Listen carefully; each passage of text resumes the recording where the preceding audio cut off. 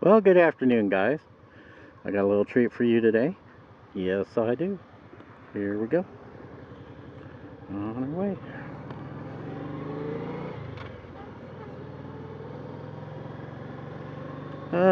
It's about sunset. Well, we'll have enough light to do this, so not a big deal. I'm not that far away. Matter of fact, the sun should just have set. We're getting close to it. Not yet. It's still up.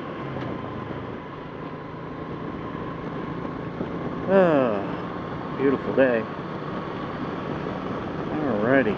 Or was a beautiful day. There's the corn, as you can see. All burned up. It's done. Soybean's still looking good though. So it's not too bad. The soybean now it is. Out in the farm countries. And no, it's not completely flat. We're on the eastern part of Kansas, so basically we got rolling hills. Matter of fact, this area is called the Flint Hills. So that's where we're at in the Flint Hills.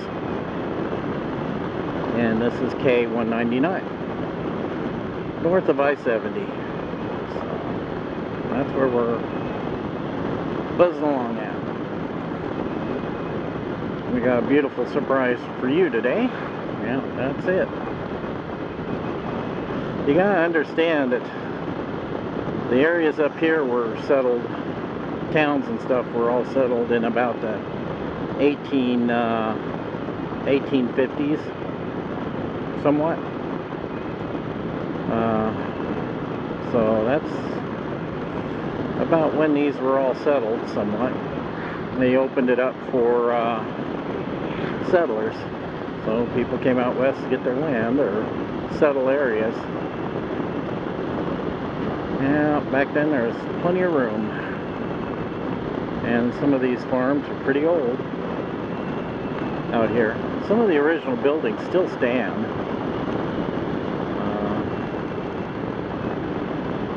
Matter of fact, there's an old schoolhouse right there. That's the old schoolhouse.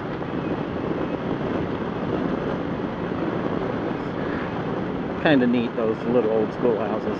That one's made out of stone. Some are made out of wood. Just depend on what they had in the area.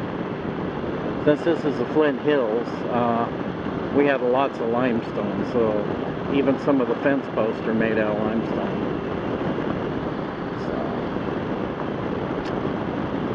So we're gonna buzz up here.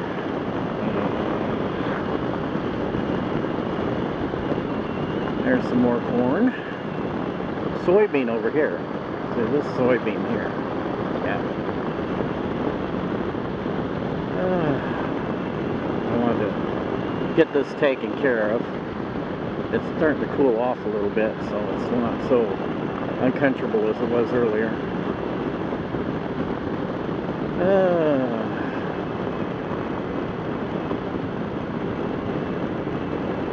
More corn. That was irrigated. That's not so bad shape. Up over the hill. We gotta watch it around here because of deer. There are quite a bit of deer around, so sorry about that. Got an itch. But we're better now. Okay. This is junction to Kansas 18. This is Kansas 99, so we're gonna turn on to Kansas 18. We're going to Wabaunsee.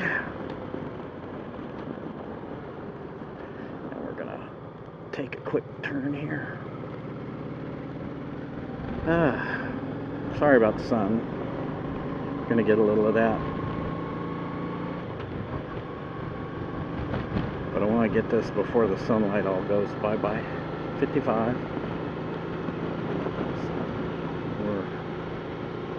Gonna see a sunset maybe. There we go. A lot of trees around here, so that helps. Lots of trees. There's some more crop. Soybean there. Yeah. Gotta get another angle there where you guys don't get all the sun there. Yeah, that ain't too bad. Okay, we're get close to the trees again, so that'll stop blocking some of it. Looks like chemtrails up over there. There's an old farmhouse. There's the original.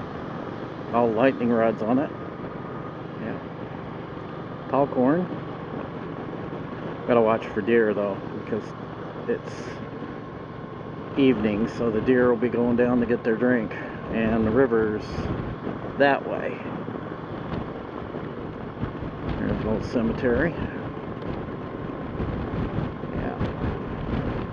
So here we are.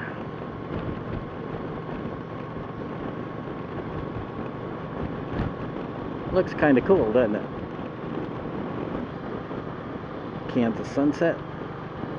There's a big operation there. What's the stuff there? There's the original farmhouse there. See it? Yeah. Yeah, original farmhouse. Lightning rods up on top. And yeah, little porch. Whoa. Pay attention to what we're doing there. You know, it's coming up to it. We don't need a video where we go off into the corn. Oh shoot, and there's another 25-mile-an-hour curve here. Yeah. There we go. Lean her over. Oh, there's a rock in the road. Yeah, we're almost there. Yeah, it's beautiful, isn't it? Yeah, beautiful stuff. Yeah. Alrighty. Down to 50. We'll be coming into a small town called Wabaunsee. And we'll come up here and I'll videotape a little bit of it. There are no placards at this place. There's an old farm building. Okay, we're in the Wabaunsee now. Yeah. Old town, very old town. Yeah, very old town. Washington. Yeah. Yeah. And that's where they screwed up. They say half a mile, so you don't know if it's a half a mile down that way or half a mile other way. But let me tell you, it's a half mile this way. Yes, it is. We're going to go down here. And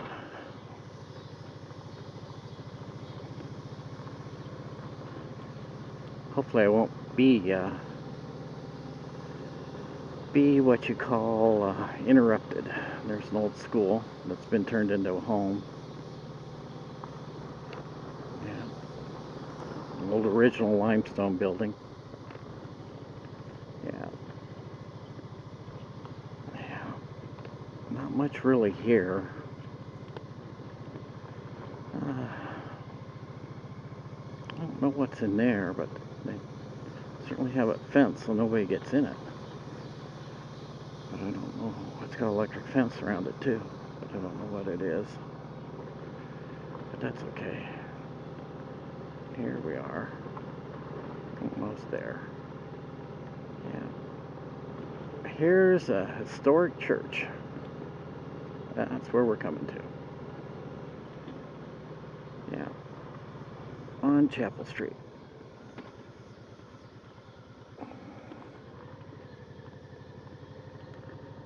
Alrighty. Isn't that neat? Historic monument is what this is. Gonna pull up a little bit. I don't know where exactly the handicap parking is, but this is where we're going. Alrighty. Kickstand down. Okay. Hello, little birdie. Alrighty. Here we are. This is the Breacher Rifle and Bible Church, and it was established in 1862. So that's when this was established. Let me get the pamphlet out. Give you a little look around this. Yeah, isn't that neat? And it's made out of limestone, so it's an original church. So it's actually made out of limestone.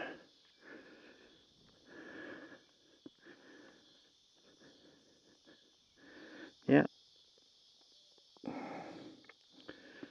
Very old church. They must have moved the cemetery, because I don't see a cemetery. The loving memory of Ethel Morgan, truly a pillar of the church, from 1898 to 1989. Wow, she almost was 100 years old. Yeah, they have services every Sunday.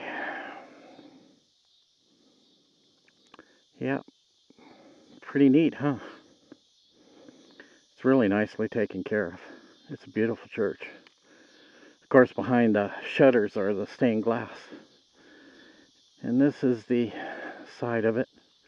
This is the original building, as you can see. Original building. Isn't this beautiful?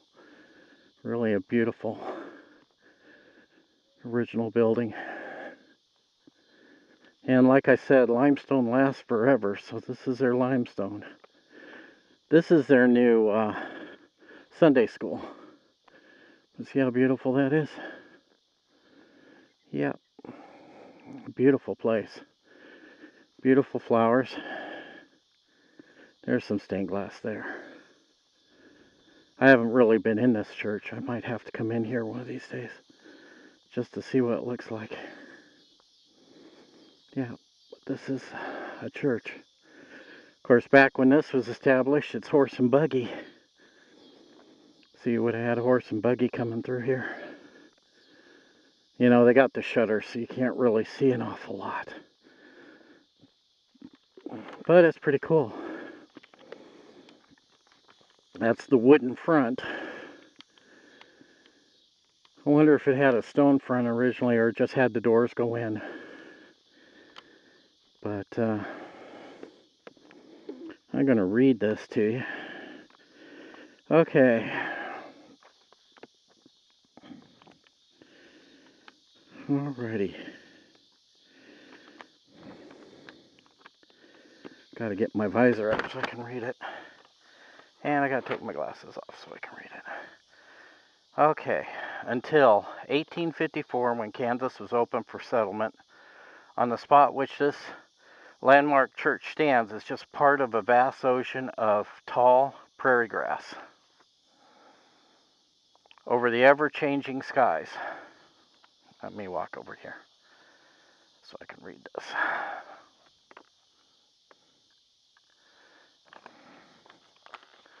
So you figure all prairie grass all the way around. Okay.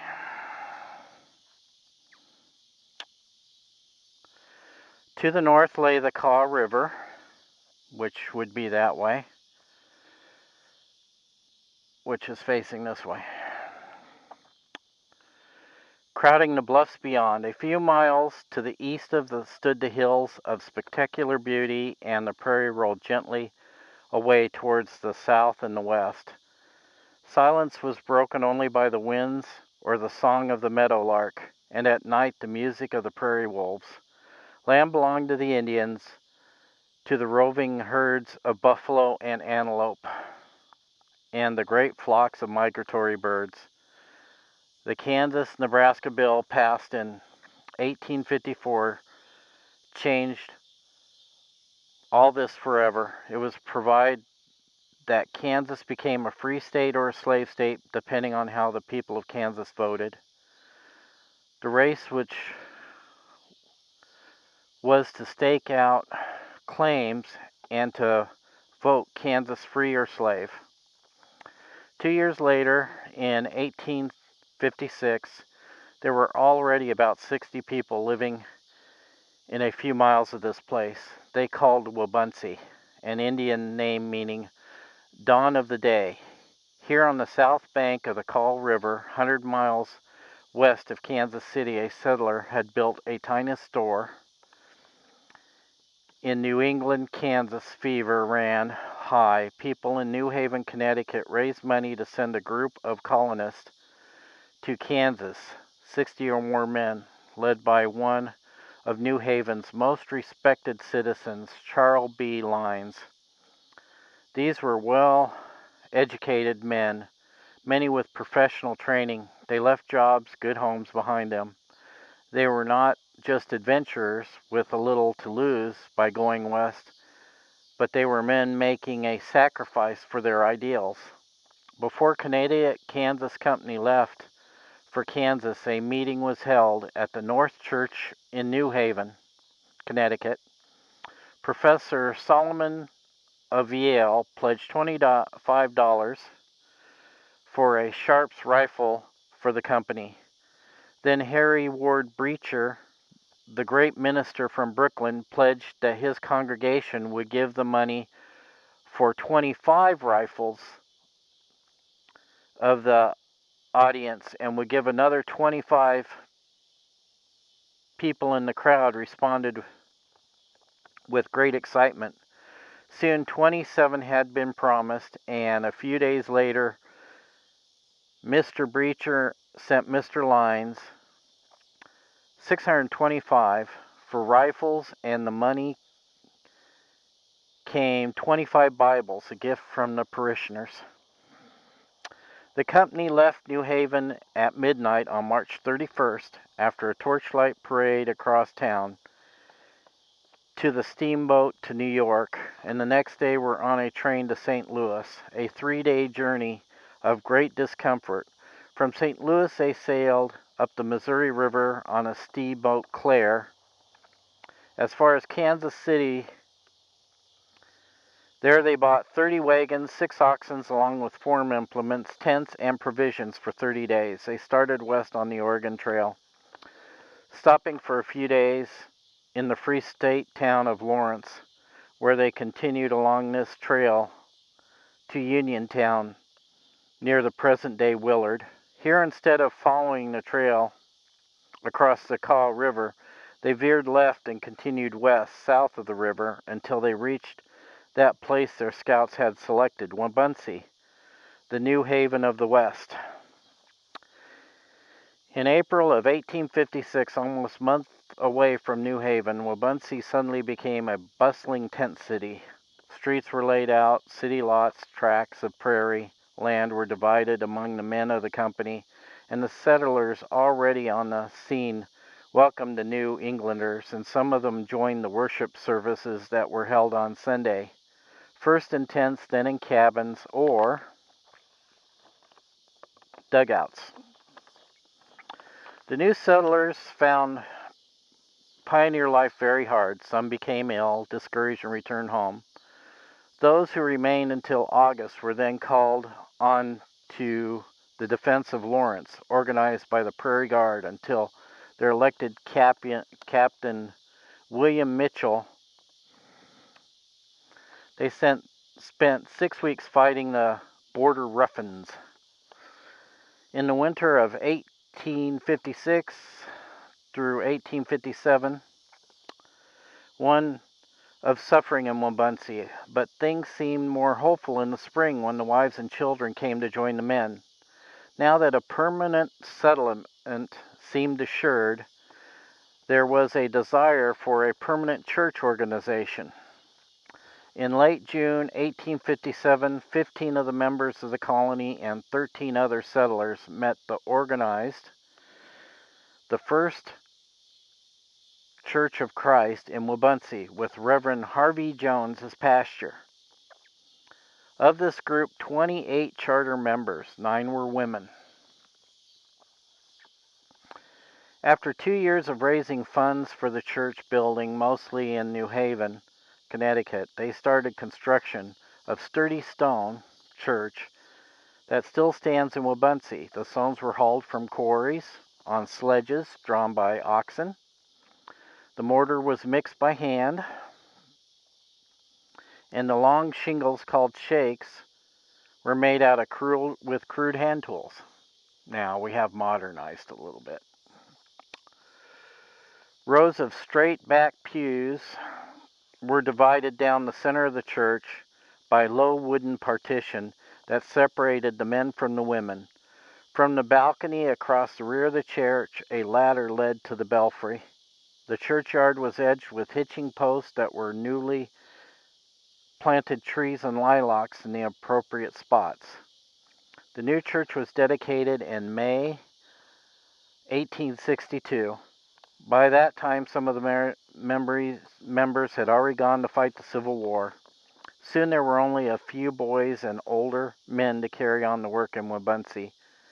But after the war was over, the town began to grow again. Never became the great city that the people from New Haven had envisioned, but the area grew into a thriving farm community. Church became one of the largest, most influential congregation churches in Kansas. Only a few Connecticut families remained to bring their children in Wabunsee, but those few are a strong influence there and in Kansas. Pioneers of the Wabunsee sent their children to Washburn College or to the Kansas State Agricultural College to become teachers, ministers, or missionaries. These young people went to far places in the world to work, but they had never forgotten Wabunsee. When the church needed repairs, they always gave graciously to assist the Willing Workers Society, that a group of church ladies forever busy with ice cream socials and oyster suppers, given to raise money to help pay the minister's salary and mortgage payments on the parsonage. In 1907, old friends of the church came from far away to help celebrate the 50th anniversary of the First Church of Christ of Wabunsee. Only two of the original company still lived in Wabunsee then, but they both played a large part in the Jubilee celebration. That was in 1907. In 1913, there was a renewed interest in the church that a new minister came to start an experiment in rural development. Reverend Alton Boysen later became a very famous man, organizing people to build sidewalks, improve the churchyard and the cemetery, and to better their economic and social lives.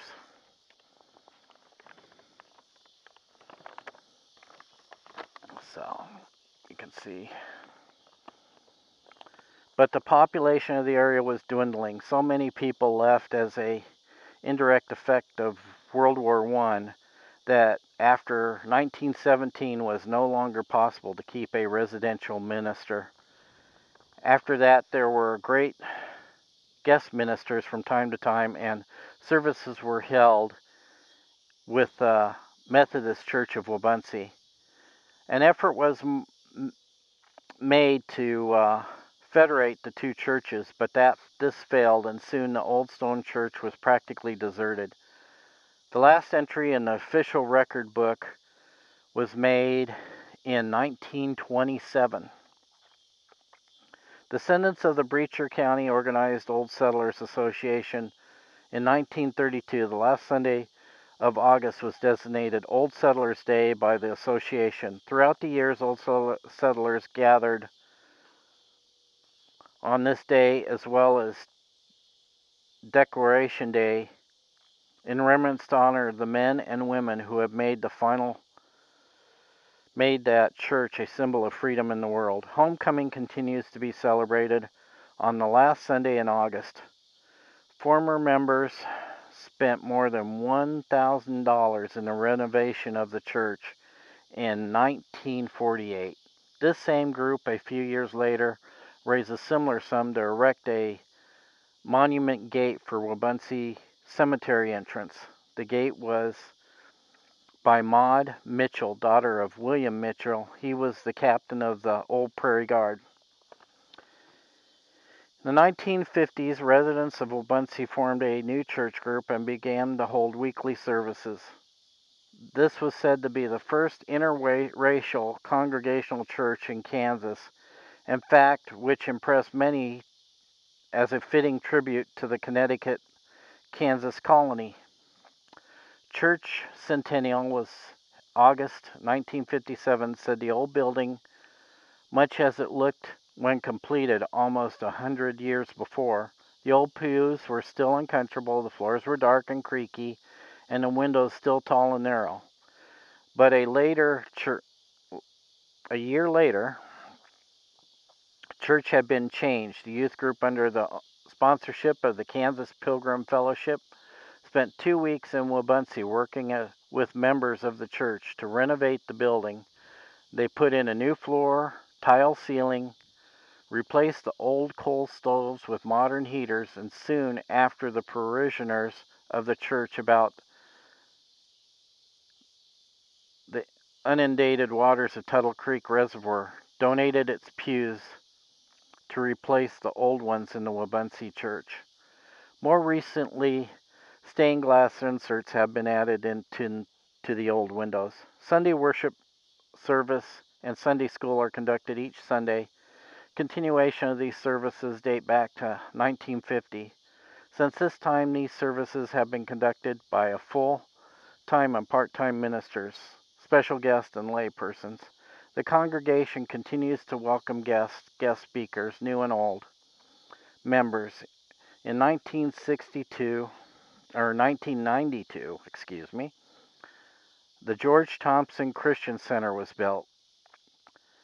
This building is a modern facility for school classes and other activities. This church has been serving the public since 1862, although not continuously.